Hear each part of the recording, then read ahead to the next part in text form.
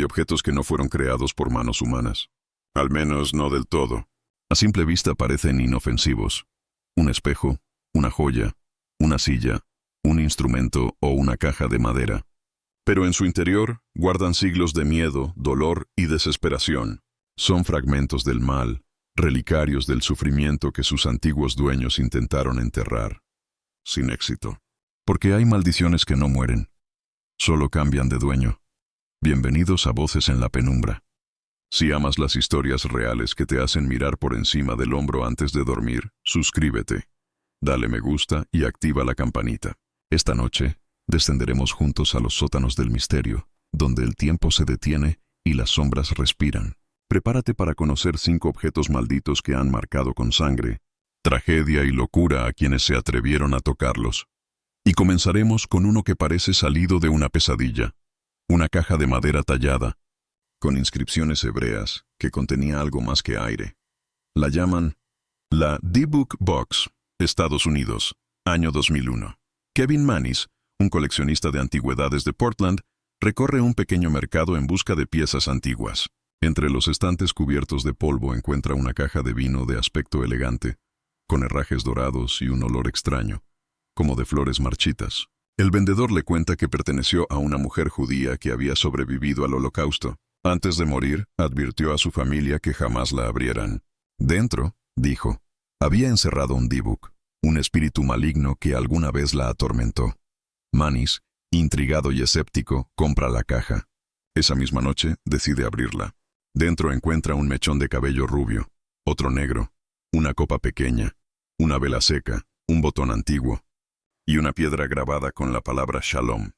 Pero lo más inquietante no fue lo que vio, sino lo que sintió. Un aire pesado llenó la habitación. El gato comenzó a bufar hacia la caja. Las luces titilaron, y esa noche, Kevin soñó con una mujer demacrada, de ojos vacíos, que lo observaba desde la esquina de su habitación. En los días siguientes, todo empezó a torcerse.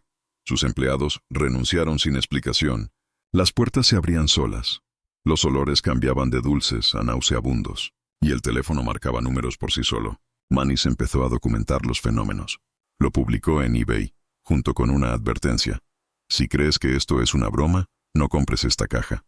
Está maldita. El anuncio se volvió viral. La Dybbuk Box cambió de manos varias veces y con cada nuevo dueño, la tragedia se repetía. Una joven sufrió parálisis nocturna, otro comenzó a escuchar voces en su casa, y un tercero fue hospitalizado por una infección inexplicable horas después de tocarla. El último propietario conocido, un estudiante llamado Jason Haxton, trabajó con rabinos y expertos en lo paranormal. Intentaron sellarla nuevamente, siguiendo antiguos rituales cabalísticos. Al finalizar, Jason declaró algo que heló la sangre de todos. La caja ya no está vacía, pero tampoco está cerrada. Hoy, la Dybbuk Box se conserva en un museo privado, dentro de una urna de vidrio sellada con gas inerte.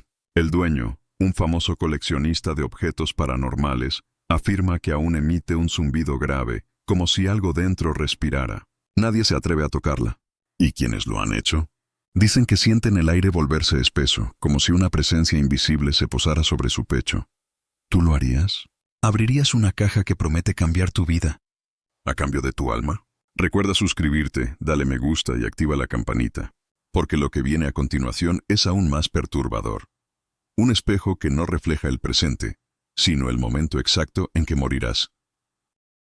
Dicen que los espejos son puertas, que cuando miras tu reflejo demasiado tiempo, algo del otro lado comienza a mirarte también. Y hay un espejo, escondido en una iglesia abandonada de Nueva Orleans, que nunca devolvió el reflejo de quienes se atrevieron a desafiarlo. Lo llaman el espejo de Saint-Roch. No aparece en los registros históricos, pero los habitantes más viejos del barrio aseguran que fue traído desde Francia en 1873, como parte de una ofrenda religiosa. El padre de Lacroix, quien presidía la parroquia de Saint-Roch, decía que aquel espejo era un obsequio bendito, un objeto capaz de mostrar la pureza del alma. Pero lo que realmente reflejaba era otra cosa. Durante las primeras misas en las que el espejo se colocó detrás del altar, los feligreses empezaron a murmurar. Algunos afirmaban que veían sombras moverse dentro del cristal, otras figuras que no estaban en la iglesia. Hubo quien juró ver a un familiar fallecido mirándolo fijamente.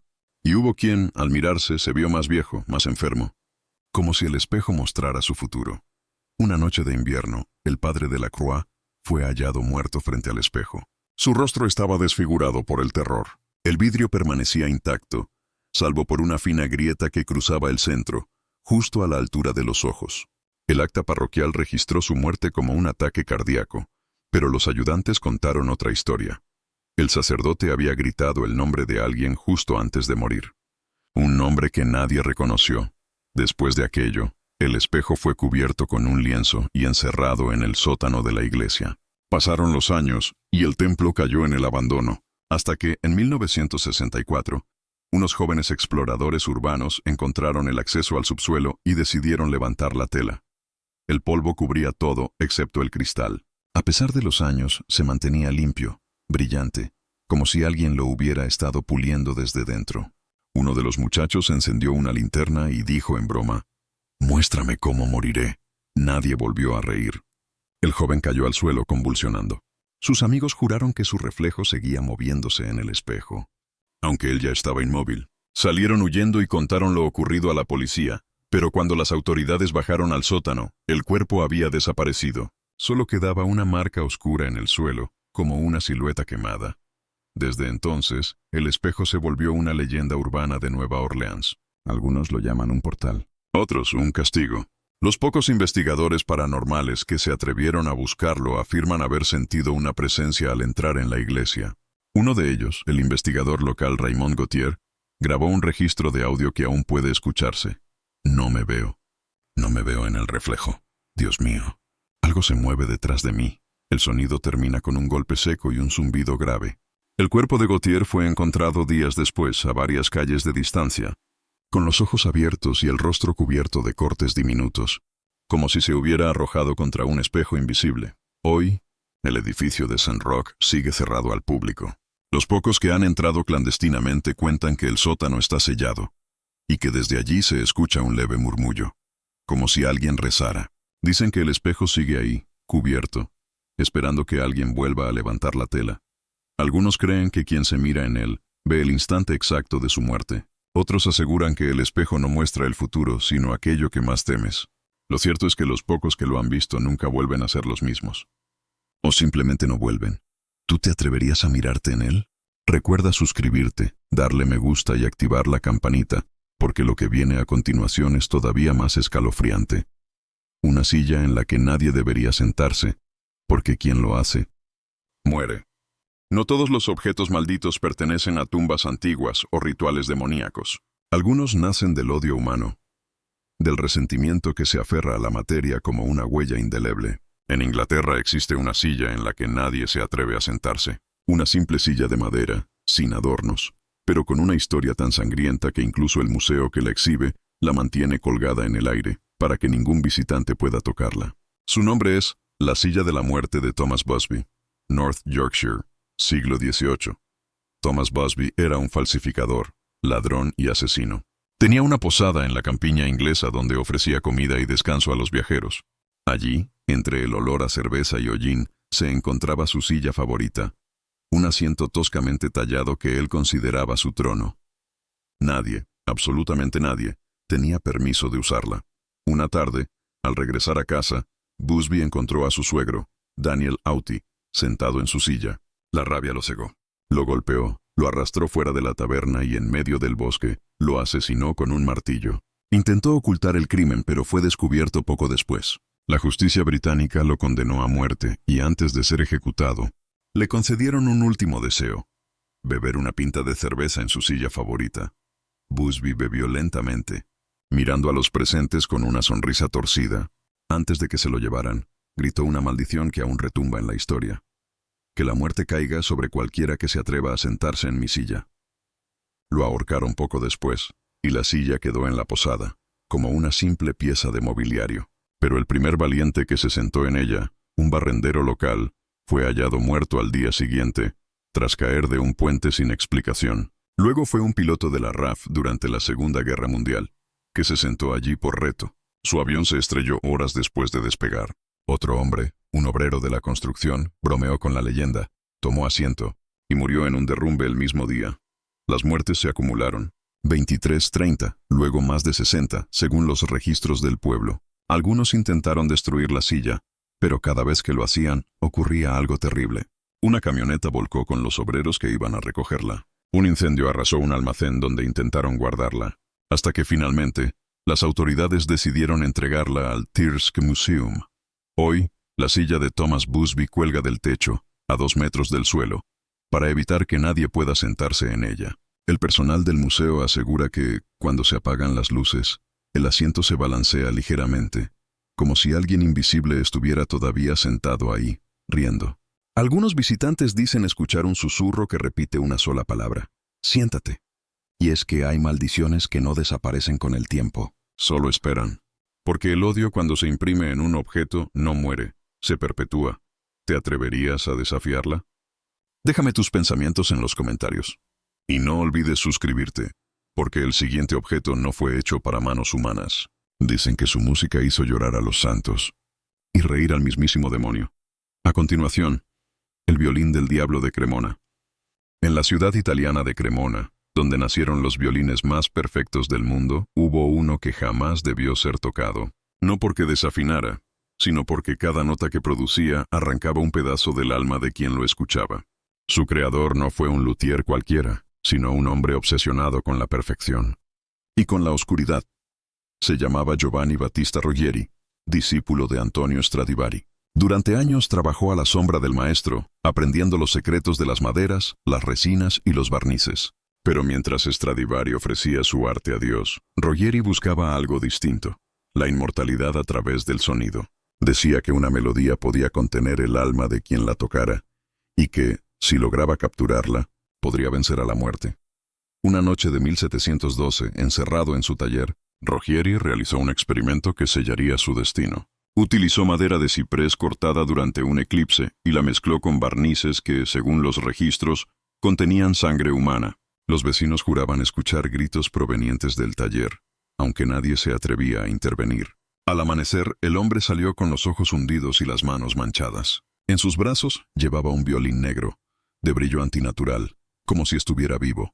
Aquel instrumento fue bautizado como il violino del diavolo. Cuando Roghieri lo tocó por primera vez en la iglesia de San Sigismondo, los fieles cayeron de rodillas. El sonido no era humano. Una mezcla de lamento y placer, como un suspiro entre el cielo y el infierno. Dicen que incluso las velas se apagaron solas y el aire se volvió denso, como si una presencia invisible hubiese llenado el templo. Desde entonces, nadie volvió a ver al luthier. Su taller fue hallado vacío y el violín desapareció. Hasta un siglo después, cuando un músico ambulante lo compró por unas monedas en un mercado de Turín. El hombre, conocido como Pietro Belloni, empezó a tocar en las calles, y cada vez que lo hacía, la gente lloraba. Reía o sufría al borde de la locura. Los perros aullaban, las aves huían, y los enfermos terminales afirmaban ver ángeles y demonios alrededor de Belloni mientras interpretaba. Pero su gloria duró poco. Una noche, tras un concierto en la Plaza Mayor, el músico fue encontrado muerto, con el violín aún en las manos. Su rostro reflejaba una sonrisa enorme, pero sus ojos estaban completamente negros. El instrumento volvió a desaparecer, como si el propio infierno lo hubiera reclamado. Apareció de nuevo durante la Segunda Guerra Mundial, en manos de un oficial nazi fascinado por el ocultismo. Quienes lo escucharon afirmaron que podía provocar visiones de batallas y ruinas, como si la música invocara los horrores del futuro. El oficial fue hallado muerto en su habitación, estrangulado con las propias cuerdas del violín. Hoy, se rumorea que el violín reposa en una colección privada en Praga, dentro de una urna de cristal y sal bendita. Nadie sabe si es verdad, pero un video filtrado hace unos años muestra a un joven tocando un instrumento idéntico en una sala oscura. A mitad de la melodía, la grabación se distorsiona y se escucha un grito humano, seguido de un sonido seco, como si las cuerdas se rompieran solas. El video termina ahí. Dicen que el violín no puede permanecer mucho tiempo en un mismo lugar, que el sonido atrae al espíritu del propio Roghieri o a aquello con lo que pactó, y que quien lo toca ofrece sin saberlo su alma al eco de esa melodía maldita. Porque hay música que no se compone con notas, sino con almas. Y hay silencios que gritan. No olvides suscribirte, dejar tu comentario y activar la campanita, porque el último objeto de esta noche es uno de los más conocidos del mundo. un diamante tan hermoso que trajo fortuna a reyes y muerte a todos los que lo poseyeron. A continuación, el diamante Hope. Brilla con un azul tan profundo que parece contener el universo entero. Pero bajo su resplandor, el diamante Hope esconde una historia tejida con sangre, codicia y muerte. Un objeto tan hermoso que se convirtió en la ruina de todos los que lo desearon. Su origen se remonta a la India del siglo XVII. Cuenta la leyenda que la piedra fue robada del ojo de una estatua de la diosa Sita, en un templo antiguo del sur del país. El ladrón, un mercader francés llamado Jean Tavernier, la extrajo bajo la luna llena y huyó creyendo que había burlado a los dioses. Poco después, su cuerpo apareció en un camino rural, mutilado, devorado por perros salvajes. El diamante, sin embargo, desapareció. Años después, reapareció en París. Luis XIV, el Rey Sol, lo compró fascinado por su color sobrenatural. Lo mandó engastar en un broche y lo llamó el azul francés. Durante su reinado, la piedra relució en bailes y retratos.